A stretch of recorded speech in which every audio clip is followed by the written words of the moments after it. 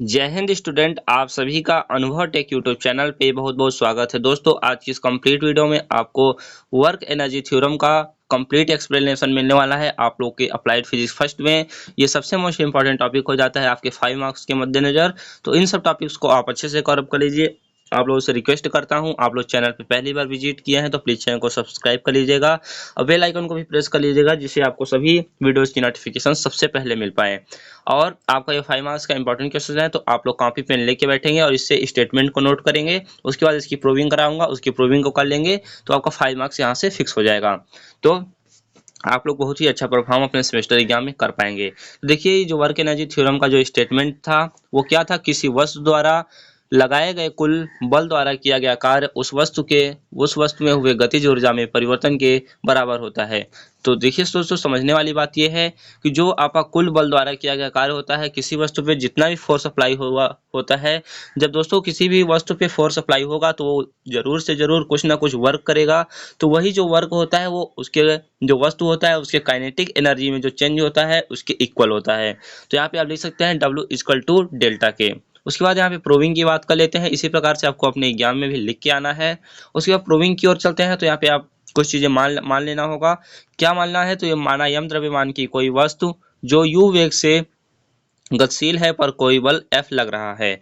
उसके बाद आपको नेक्स्ट में करना होगा, बल के कारण वस्तु का प्रारंभिक वेग u है। u से जो जब इसमें फोर्स अप्लाई होगा तो इसका वेलोसिटी जो है चेंज हो जाएगा। प्रारंभिक वेग u था तो जाके वो आपका v में चेंज हो जाएगा, तथा वस्तु द्वारा तय की गई दूरी क्या है, यस है। तो यहाँ पे बल द्वारा जो किया गया कार्य होगा दोस्तों, तो बल द्वारा किया गया कार्य आपका W equal to F into S होगा। इसे आप इक्वेशन नंबर 1 मान लेंगे।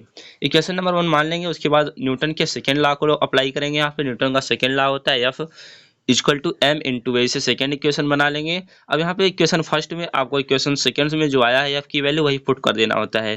तो जैसे ही यहाँ पे लिखेंगे आप समीकरण एक में F का मान रखने पर, समीकरण एक में F का मान रखेंगे तो W equal to m a into s आ जाएगा, जैसा कि मैंने नीचे करके दिखाया है। W equal to m a s आ गया। उसके बाद आपको गति का तृतीय समीकरण लेना होता है। देखिए दोस्तों, यहाँ पे पहले आप पहला कंडीशन लेंगे W equal to F S. उसके बाद न्यूटन का सेकेंड लॉ लगाएंगे। उसके बाद फोर्स का आपको मोशंस का आपको थर्ड लॉ लगा देना है। क्या होता है, V square equal to U square plus 2s होता है। उस वाले इक्वेशन में आपको देखिए यहाँ पे आप एम ए एस चाहिए, तभी आपका W आ पाएगा। तभी देखिए यहाँ पे आपको स्टेटमेंट में पता है कि आपको W लाना ही लाना है, तभी आपका स्टेटमेंट प्रूफ हो पाएगा। तो ये स्टेटमेंट को प्रूव करने के लिए आपको एम ए एस लाना है। तो एम ए एस कैसे लाएंगे, यहाँ पे आप देख सकते हैं। यहाँ पे देखिए 2as तो है इंटू यम नहीं है, तो यहाँ पे 2 को भी हटाना है और यम को भी लाना है, इसलिए यम की मल्टीप्लाई और 2 का डिवाइड कर देंगे। तो यहाँ पे इसके दोनों साइड में अर्थात दोनों पक्षों में आप यम बाई 2 की मल्टीप्लाई कर देंगे। तो जैसे ही आप यम बाई 2 की मल्टीप्लाई करते हैं तो यहाँ पे यम वी स्क्वायर अपॉन 2 हो जाएगा equal to M U square upon 2 plus यहाँ पे 2 से 2 कैंसिल हो जाएगा, मल्टीप्लाई करेंगे यम बाई 2 की और यम की मल्टीप्लाई हो जाएगा, तो यम ए एस आ जाएगा। तो यहाँ पे जो आपका फाइनली आएगा, यहाँ पे देखिए मैं यहाँ उसके बाद यहाँ पे लिखना भी है आपको, समीकरण के दोनों पक्षों में m बाई 2 से मल्टीप्लाई करने पर अर्थात गुणा करने पर। जैसे यहाँ पे आप मल्टीप्लाई करेंगे तो यहाँ पे आपका जो बताया अभी अभी half m v square equal to half M you square plus m a s आ जाएगा। यहाँ पे देख सकते हैं एम ए एस आ गया है। उसके बाद इसके बाद आपको एक कंडीशन लेना होता है कि आप माना आपका प्रारंभिक वेग क्या था, 0 था, अर्थात जो आपका u था, प्रारंभिक वेग u था, वो आपका 0 था। तो जैसे ही आप प्रारंभिक वेग को u को 0 लेते हैं तो यहाँ फाइनल माइनस इनिशियल करते हैं तो ये आपका काइनेटिक एनर्जी में चेंज होके आ जाता है। देखिए विरामावस्था में मान लेंगे तो आपका half M square equal to W आएगा, या फिर ऐसे भी मल्टीप्लाई यहाँ पे half M square equal to W आया है, और W इक्वल टू ये भी लिख सकते हैं आप half M square minus half M you square. तो देखिए यहाँ पे ये आपका हाफ एम यू स्क्वायर आपका फाइनल काइनेटिक एनर्जी है, और जो हाफ एम यू स्क्वायर है वो आपका इनिशियल काइनेटिक एनर्जी है। तो इसे आप के एफ माइनस के आई से डिनोट कर सकते हैं। तो के फाइनल माइनस के इनिशियल हो जाएगा।